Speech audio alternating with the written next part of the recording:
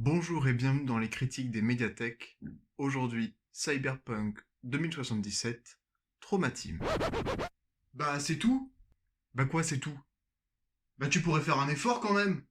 Pour une fois que tu parles pas d'un roman, c'est de la science-fiction, les fêtes de fin d'année. Tu pourrais marquer le coup, faire un truc spécial.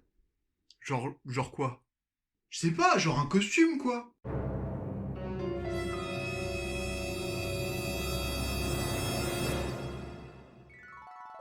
Bonjour et bienvenue dans les critiques des médiathèques. Aujourd'hui, Non, non, non. Mais quoi C'est encore? un déguisement ça, mais t'es sérieux? Une pandémie mondiale, le suivi systématique de nos actions, leur analyse par des algorithmes? Mais ça c'est une dystopie cyberpunk! C'est même le scénario du premier Deus Ex! Oh putain. Bonjour et bienvenue dans les critiques des médiathèques. Aujourd'hui, Cyberpunk 2077, Traumatim.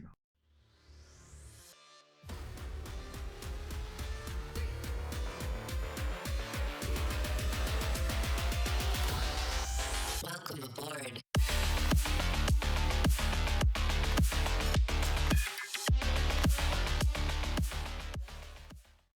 Jeu de rôle papier créé par Mike Pondsmith en 1988, Cyberpunk 2013 puis sa suite Cyberpunk 2020, sorti en 1990, a été l'influence majeure du RPG en vue première personne, sorti en 2020, produit par CD Projekt, Cyberpunk 2077. J'ai rien compris. Non mais si tu suis pas aussi Cyberpunk 2013 date de 88, 2020 de 90, 2077 de 2020.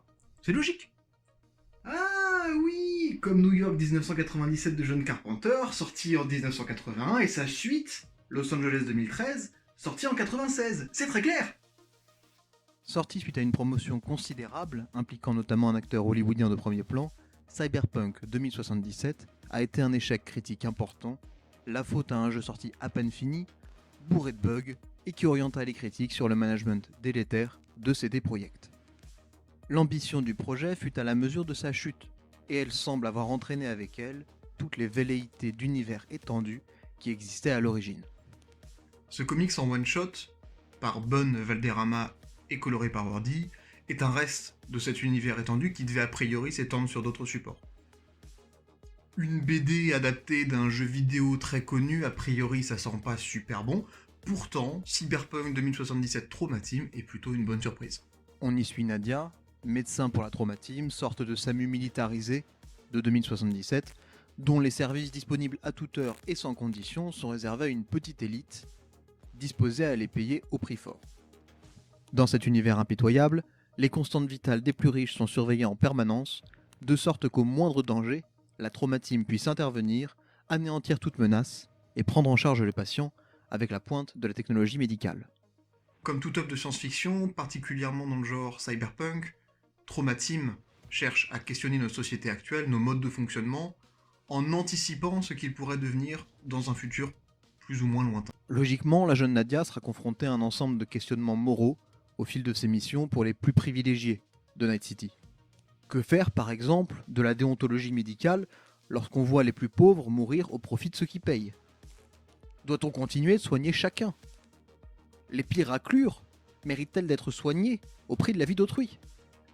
Au-delà de ce soubassement moral, Traumatim est un concentré d'action brute, avec peu de temps mort, très rythmé comme il sert à un univers de la violence de Cyberpunk 2077.